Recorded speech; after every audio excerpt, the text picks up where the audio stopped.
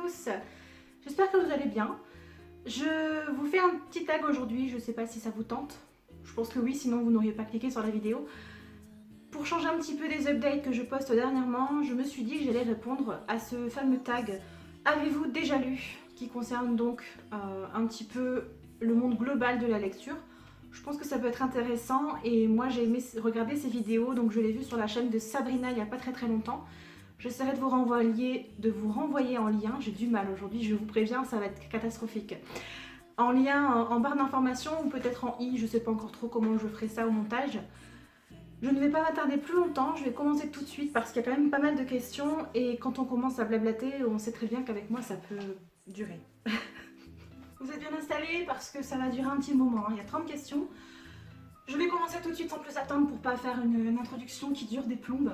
La première question c'est « Avez-vous déjà lu ?» Donc évidemment je ne veux pas répéter « Avez-vous déjà lu ?» à chaque fois parce que sinon, voilà. Hein. Donc la première question, avez-vous déjà lu en marchant? Alors, en marchant, oui, certainement. C'est pas quelque chose que je fais très souvent. Mais je pense que j'ai dû faire ça surtout en retour de plage. Donc parce que j'aime bien lire sur la plage quand j'ai le temps d'aller à la plage. Mais oui, par le passé, quand j'allais en vacances, parce que maintenant que je vis dans le sud, je ne vais plus en vacances. Quand je reviens de la plage, en général, je suis plongée dans ma lecture et j'avance en marchant. Sinon, pas spécialement. Pendant votre pause déjeuner, comme vous le savez peut-être ou pas, en ce moment, je ne travaille pas. Je ne désespère pas, j'espère reprendre normalement la semaine prochaine, cette semaine ou la semaine prochaine, je ne sais pas encore, j'espère. Mais pendant la pause déjeuner, oui, hein, quand je travaille évidemment, quand j'ai des journées complètes, entre midi et 2, je prends mon livre, ma lecture et j'avance. Avez-vous déjà lu un livre d'une traite? Alors, pas tant que ça, parce que j'ai tendance à lire quand même des gros livres. D'une traite, on est d'accord qu'on peut faire une pause de genre une demi-heure entre temps, hein, ou aller aux toilettes par exemple. De mémoire, je pense surtout à mes dernières lectures, hein, donc La Maison de la Nuit, tome 2 et 3, donc une histoire un petit peu de vampire. Et Virginie Grimaldi, c'est ce qui m'a... Je me rappelle, le premier titre que j'ai lu d'elle, c'était Tu comprendras quand tu seras plus grande, et je l'avais littéralement lu en une nuit, enfin voilà, j'étais à fond dedans. Et aussi Lady Suzanne de Jane Austen. Si vous l'avez lu, vous comprenez pourquoi, parce qu'il est vraiment rikiki. Donc oui, j'ai déjà lu un livre d'une traite. Dans votre bain, alors, je n'ai pas de baignoire actuellement, mais il fut un temps où, quand j'habitais chez ma maman, dans le nord de la France, nous avions une baignoire. Donc oui, ça m'est déjà arrivé, mais pas très souvent. Plusieurs livres en même temps. En ce moment, pas du tout. Oui, je l'ai déjà fait, j'ai déjà lu plusieurs livres en même temps. Pour alterner, surtout quand ce sont des gros pavés ou des lectures un petit peu lourdes qui traitent de sujets difficiles, ou alors des sagas fantasy qui sont tellement développées qu'on aime bien couper un petit peu. Enfin, en fait, ça dépend vraiment du style de la lecture. Mais franchement, ça fait bien un an et demi que...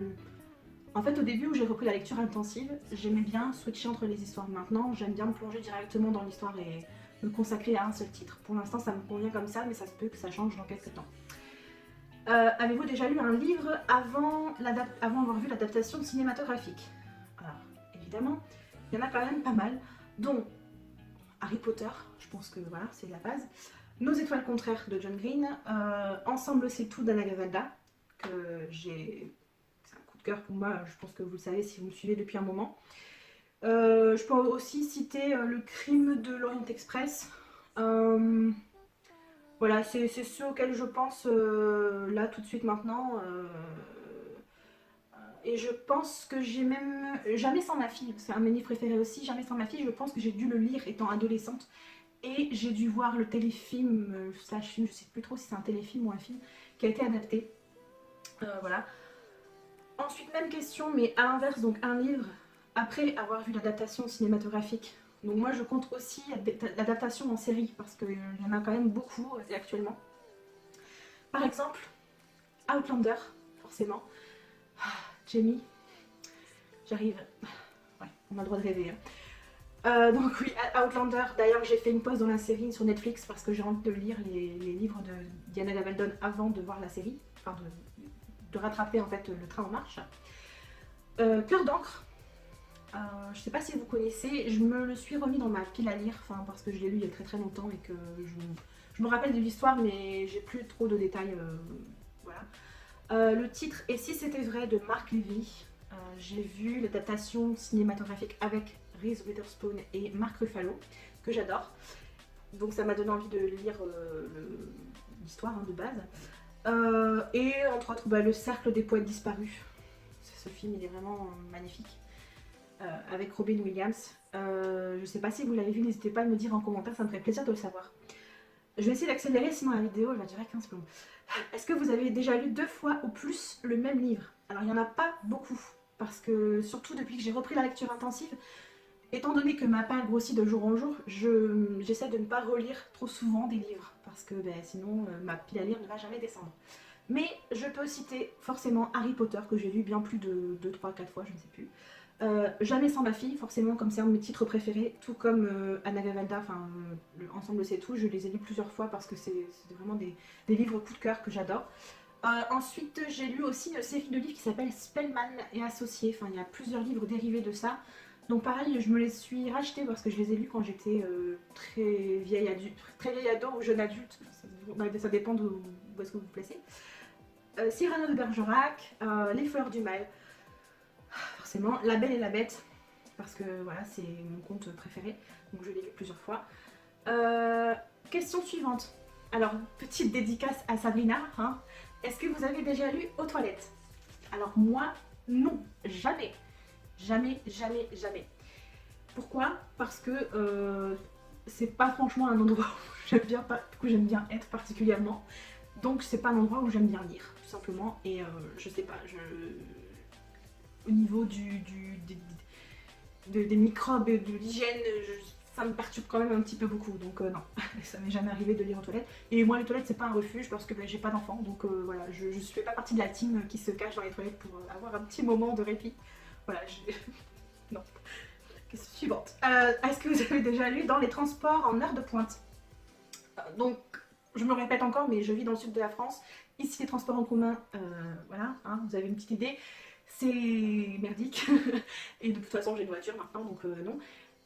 Et je lisais dans les transports en commun quand j'habitais dans le nord de la France, parce que j'avais le métro qui était vraiment juste en bas de chez moi, donc je le prenais très très souvent.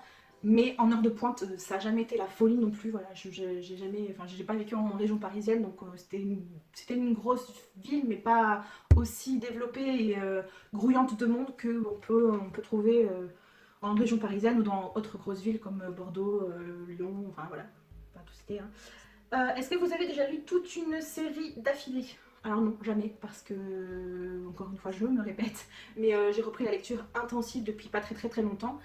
Et les Harry Potter, je les ai pas lus d'une traite vu qu'il y avait des pauses à chaque fois de 1 an entre les tomes. Donc voilà, c'est tout.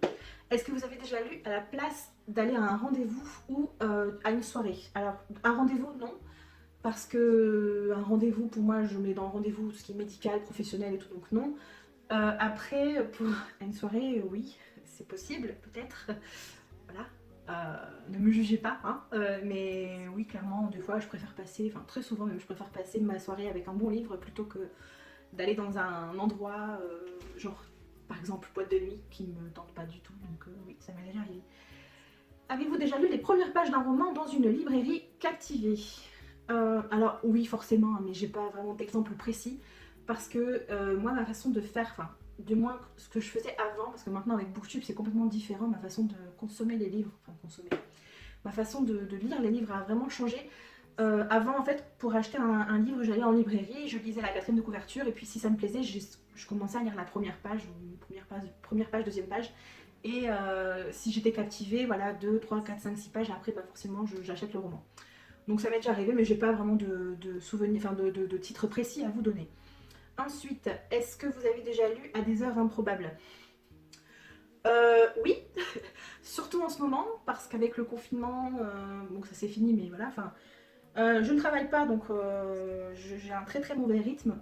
Je suis une personne qui aime bien vivre la nuit, dirons-nous, donc oui, ça m'arrive, je peux lire à des heures improbables. Pour vous, les heures improbables, ça va être par exemple à 3 h du matin, mais pour moi c'est presque normal. Donc peut-être que mes heures improbables, ça pourrait être vers 8 h du matin ou 10 h le matin, donc, mais oui, ça m'est déjà arrivé. Donc voilà, je peux lire à n'importe quelle heure du jour ou de la nuit, ça ne me dérange pas. Avez-vous déjà lu en prétextant faire autre chose? Le seul exemple qui peut venir là tout de suite, c'est en faisant mes devoirs, quand j'étais plus jeune. En prétextant que je faisais mes devoirs alors qu'en fait j'étais en train de lire, mais sinon non, j'ai pas vraiment, peut-être au travail, mais ouais, voilà. Un livre que tout le monde a aimé, sauf vous. Oui, forcément, enfin il y en a quand même toujours pas mal. Hein. Je peux citer par exemple Le Petit Prince. Désolée pour les adeptes du Petit Prince. Je vous en avais parlé en update lecture. Je veux pas dire que j'ai pas aimé non plus, mais j'ai pas trouvé ça transcendant ni ouf. Et en fait, j'étais presque même un petit peu déçue parce que du coup, ça n'a pas vraiment eu l'impact que je pensais que ça allait avoir. L'écume des jours. Je sais qu'il est souvent cité comme classique incontournable dans la littérature. Et la plupart des gens qui en parlent l'ont apprécié. Et moi, c'est pas du tout le cas. Voilà, je vous renvoie à mes updates si vous voulez en savoir plus.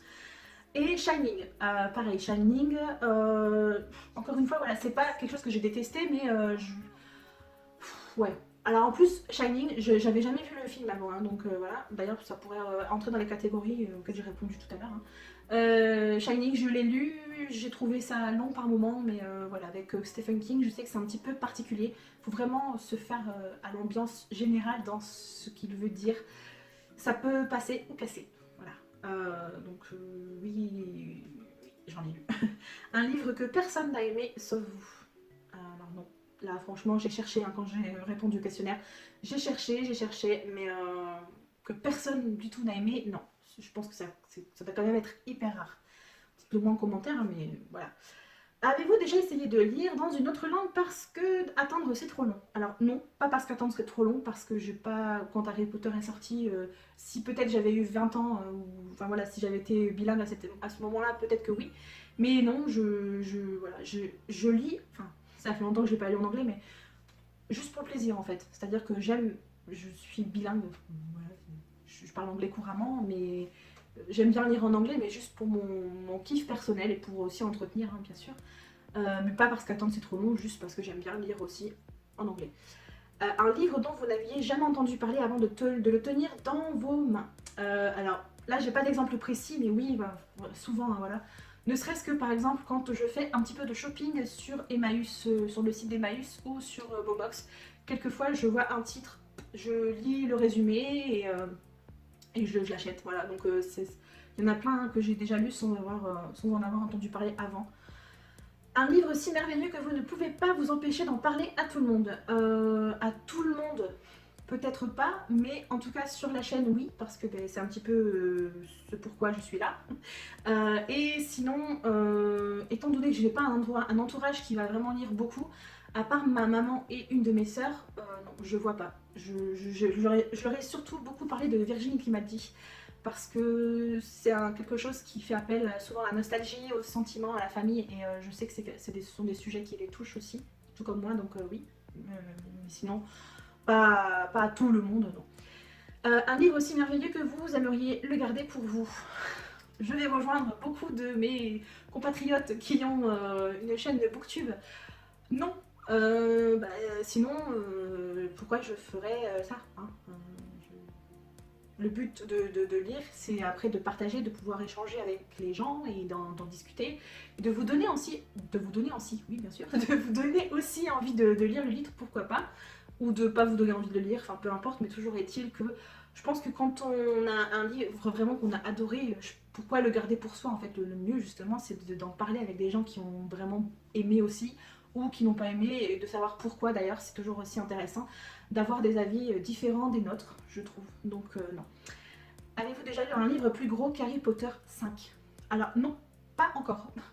Je dis pas encore parce que j'ai les Outlander qui vont arriver bientôt, voilà. Alors après, je sais pas si on compte en grand format ou en format poche, mais non, pour l'instant, j'ai pas encore lu de livre qui fait plus que 950 et quelques, je crois, je sais plus, mais non, j'ai pas lu encore. Avez-vous déjà lu tous les livres d'un auteur? Alors oui, probablement, hein, parce qu'il y en a pas mal qui en ont écrit qu'un.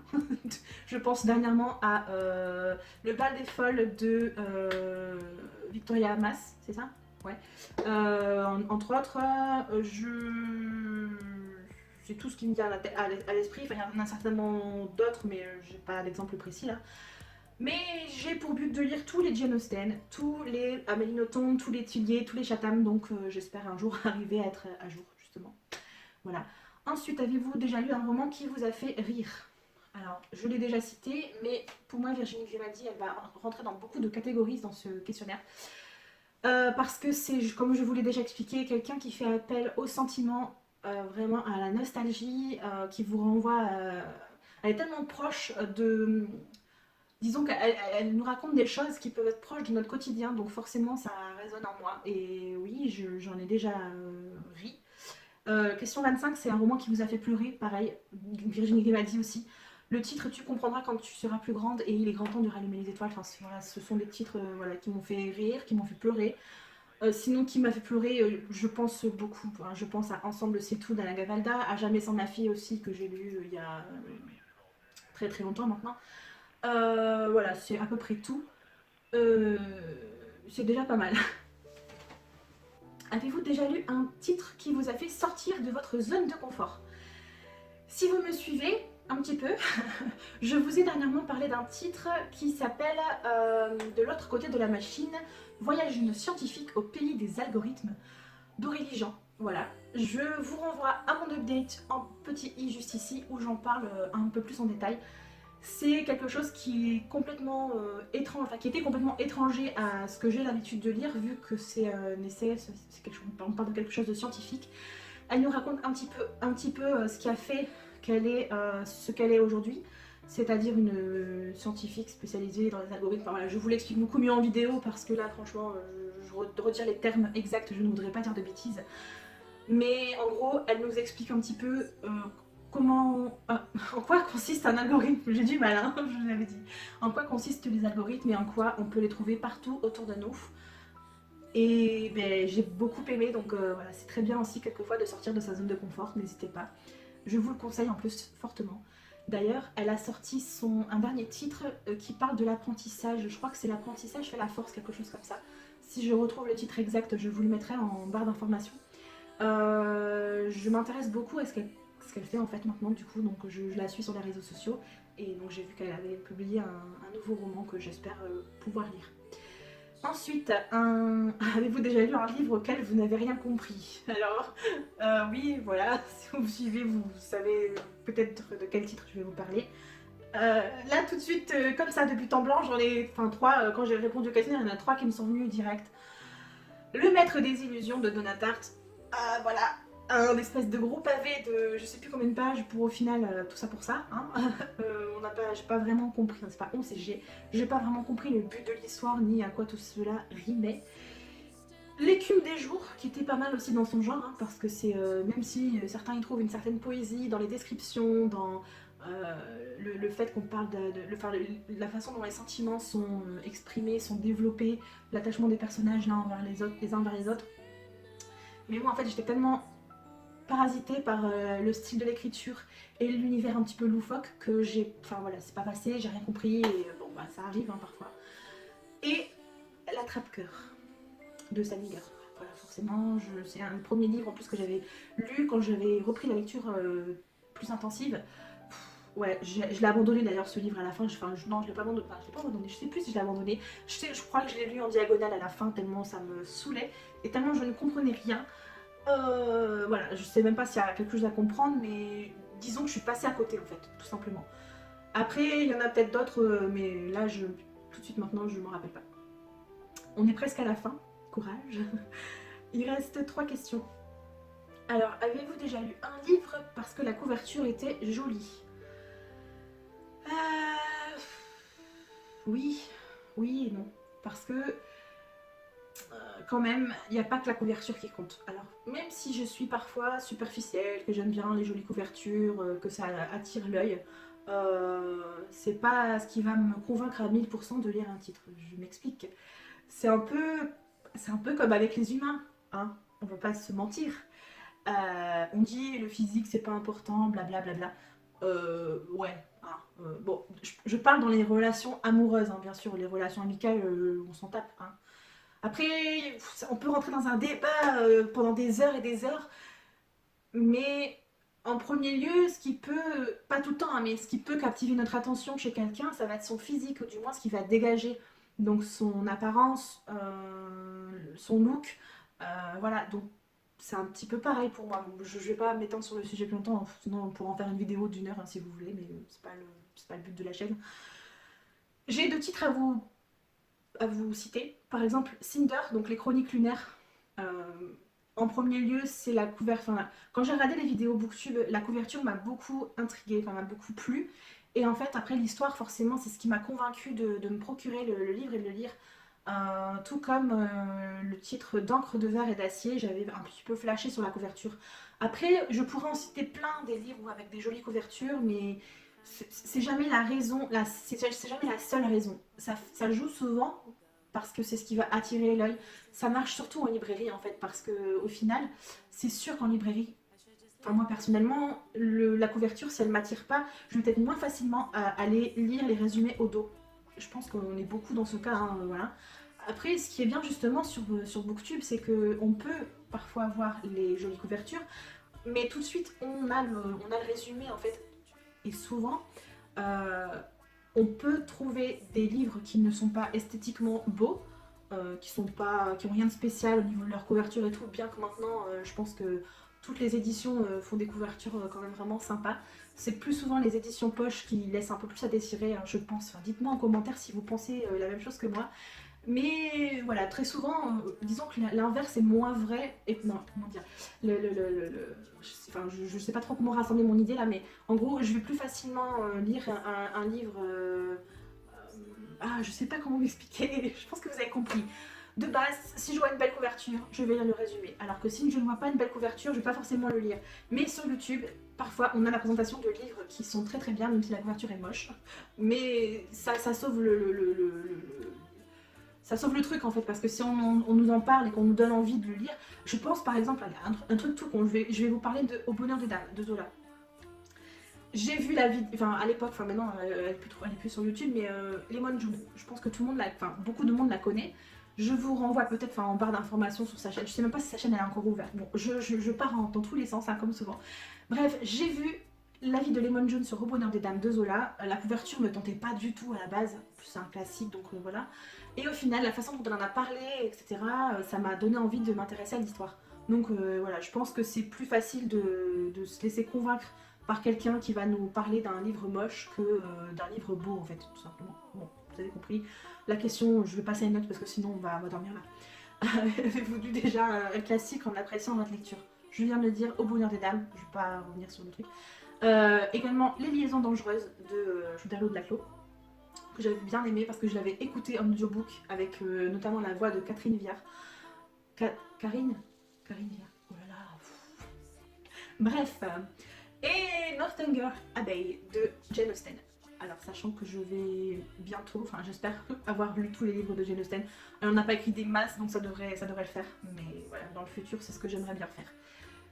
Pour l'instant, en classique, ce sont les seuls qui me viennent à l'esprit, sachant que j'en ai une bonne, je pense que je dois en avoir une bonne trentaine dans ma pile à lire. J'essaie de les piocher un petit peu comme ça, une fois par mois, j'essaye. Là, je suis en train de lire Mrs. Dalloway de Virginia Woolf, que j'adore déjà. Voilà, je vous tease un petit peu, mais je vous en reparlerai dans mon prochain update. Ensuite, et enfin, la dernière question, c'est avez-vous déjà lu un livre qui rassemble plus de 5 points de ce test? J'ai essayé de compter, mais pas vraiment. Hein, donc peut-être celui qui reprend le plus, ce serait un titre de Virginie qui m'a dit. Voilà, si vous voulez vous amuser à essayer de chercher, allez-y, mais moi j'ai pas trouvé plus que 5 points, peut-être pas. Peut-être que oui, peut-être que non, mais moi voilà, je pense à Tu comprendras quand tu seras plus grande de Virginie Grimaldi, mais je sais pas s'il rentre dans 5 catégories ou dans 4. J'ai beaucoup parlé, non, j'ai soif. Voilà. J'espère que ça vous a plu. N'hésitez pas à me dire en commentaire s'il y a des questions auxquelles vous avez envie de répondre et tout. Moi ça me plaît, ça m'intéresse et je suis toujours curieuse d'en découvrir plus sur mes abonnés. Si vous n'êtes pas abonné, ben, vous attendez quoi hein? Là, vous cliquez, un petit clic, ça me fera plaisir. Et pourquoi pas activer la cloche des notifications pour être prévenu dès que je poste une nouvelle vidéo. Mes réseaux sociaux, je vous les mets toujours en barre d'informations. Donc n'hésitez pas à les checker, c'est toujours plus cool et plus direct pour échanger que par commentaire. Même si j'aime bien, j'adore lire les commentaires, des petits likes et tout, ça me plaît. Voilà, je vais m'arrêter là parce que j'ai quand même pas mal blablaté. Et je vous dis à très bientôt pour une prochaine vidéo qui en théorie sera un update lecture. Voilà, prenez bien soin. Ah, j'ai dit beaucoup voilà dans cette vidéo, non? Vous voulez compter? Allez-y, rembobinez et recomptez. Non, je rigole. Au revoir, prenez soin de vous. Ciao, ciao. Vous êtes encore là? Allez.